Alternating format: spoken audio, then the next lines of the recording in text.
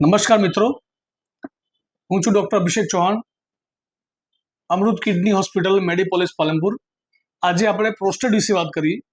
સમાજમાં એક ખોટી વાત ફેલાય છે અને ખોટી ગ્રંથિઓ હોય છે કે પ્રોસ્ટેટ થાય તો એ ઓપરેશન જ આવે, પણ એ વાત તદ્દન ખોટી છે. પ્રોસ્ટેટની બીમારી એ કોઈ ગંભીર કોઈ બીમારી નથી, એ ઉંમર સાથેના ફેરફાર છે. જેમ માથાના વાળ કાળાના ધોળા થાય તો એ ઉંમર સાથેના ફેરફાર કહેવાય. એ રીતે પ્રોસ્ટેટ જ્યારે ગ્રંથિ દરેક જેન્ટ્સમાં જન્મથી હોય છે, જે 15 થી 20 ગ્રામની હોય છે, તે જ્યારે આપણી 40-45 વર્ષની ઉંમર થાય તો એ પ્રોસ્ટેટ ગ્રંથિ ફૂલે છે. તો એ ગ્રંથિ ફૂલવાના કારણે પેશાબમાં અવરોધ કરે છે. તો એ અવરોધના કારણે જો શરૂઆતના સ્ટેજમાં એનો ઈલાજ લેવામાં આવે તો એ દવા ગોળીથી મટાડી શકાય, અથવા લાઇફસ્ટાઇલ મોડિફિકેશન, આપણા જીવનમાં કોઈ જે રોજિંદી જિંદગી છે એમાં જે રૂટીનલી ફેરફાર કરી શકાય. પણ જો એનો કોઈ ઈલાજ ન લેવામાં આવે તો પછી સર્જરી સુધી પહોંચે.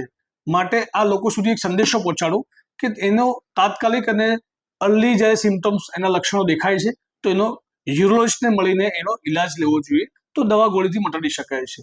Thank you very much.